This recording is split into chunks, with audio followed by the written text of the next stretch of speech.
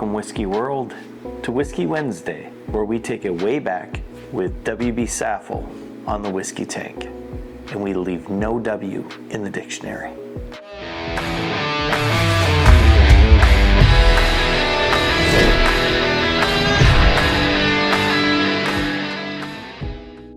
If this is your first time here, thank you for joining us. And if you're a return viewer, I really appreciate you coming back and seeing me again. That's fantastic as we try to grow this channel. If you haven't yet, please like, share, subscribe, do all those good things. All right, so what are we talking about today? Well, I'm gonna start a new series here called Whiskey Wednesdays. And on Whiskey Wednesdays, I wanna explore some of the different whiskeys out there for no rhyme or reason. And today we're looking at W.B. Saffell. W.B. Saffell is from the Campari group. If you don't know, Campari is the group that owns Wild Turkey. And so what they decided to do is they released a Whiskey Baron series. And I think this started in 2019. I know that this bottle that I have here is batch 1 of W.B. Saffell, and it is from the Whiskey Baron series. And there's 2 other bottles included in that series, and so there's Old Rippy, which I don't have, and then there's also Bond and Lillard. What that is Campari looked at some of the distillers that went out of business pre-Prohibition. So when Prohibition hit, they just didn't survive it. They took some of the recipes and they tried to make a pre-Prohibition style whiskey. With this particular one, which I haven't tried the other 2 yet, but I know with this one, this is the one that seems to get the better reviews overall. People seem to enjoy it more. I know I really enjoy this bottle. A friend of mine, Kevin, turned me on to it. In fact, he gave me my first bottle of W.B. Saffell, and I've since been able to find a few more on Seelbach. I'm not sure if they still have it, but they had batch 1, which was the 2019 release of this whiskey. So if you go on there, check to see, you could probably still grab these. I was surprised when I saw them because they weren't a bad price. They were like, I think $54, and then you had tax and shipping, of course, with all that. But for an older bottle of whiskey, I think that's pretty good. And this one happens to be named after William Butler Saffell.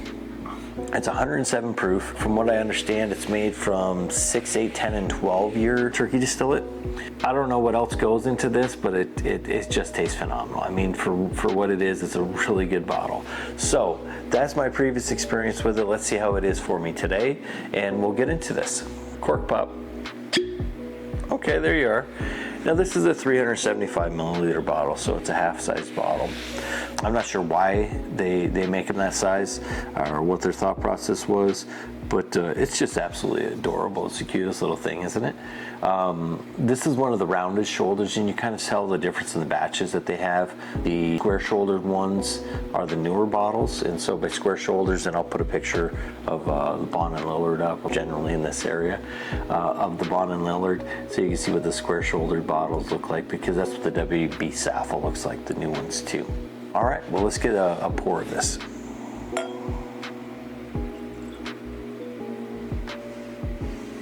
It always feels weird when you pour 375 because you just see that level go down so quickly. That's the downside of having these smaller bottles, but in the glass, it's got a beautiful golden amber color, a real nice looking whiskey. It's got decent legs on it, which sometimes is an indication of good viscosity in the whiskey and a good mouthfeel. That's kind of what that viscosity is going to transfer over to. On the nose, you get a beautiful quintessential bourbon smells. So I'm getting vanilla with this. I'm getting caramel with this. I'm getting brown sugars with this. Maybe even a little touch of honey in there too. I mean, it's a good nose on this whiskey. I'm a turkey guy anyways. I mean, I love turkey products. I don't think that they put a lot of bad stuff out there. And although this isn't a turkey, I mean, we all know what it is. Let's see how it tastes. Cheers.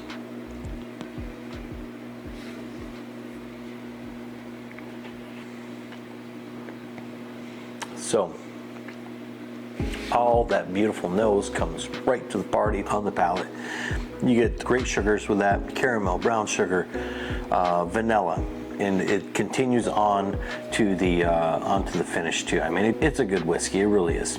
I'm not a huge fan of the smaller bottle, to be honest with you. I wish that they would just do this as a regular release in a 750, and the availability is a little off on them too. Like I said, I got really lucky, and a friend of mine gave me a bottle when I tried it over at his house, and just was like, wow, this is really good. He's like, hey, take the bottle with you, just because he's a solid guy. And then to be able to find some in Silbach, I was real fortunate with that.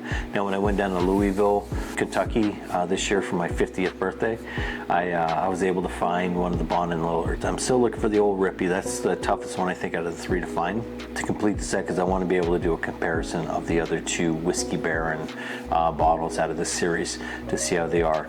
But I know, hey, WB Saffell set the bar high with this one, because this is just a great drinker. If you haven't had the chance to try this, I hope that you get a chance at some point to enjoy this bottle like I have. Thank you for stopping by today on the Whiskey Tank. If you haven't yet, please subscribe to the channel. Share this video with a friend of yours. And if you have anything to add, please go ahead and throw a comment down too, because from what I understand with YouTube, that kind of helps the algorithm to show that people are interacting with the channel. So it would really be helpful for me if you did that. And also let me know if there's anything you'd like to see. I look forward to doing this series on Wednesdays, just sending out a random whiskey review on one of the bottles that I have that is a little bit unique. I'm going to try to keep them a little bit weird whiskeys for Wednesday, things that maybe you don't have a chance to try, or you haven't tried yet, or you don't want to spend the money on it because it's an unknown. I'm talking things like Dragon's Milk with Stranahan whiskeys, some different things like that. That's what I look forward to doing in the future with these reviews. All right, bye for now.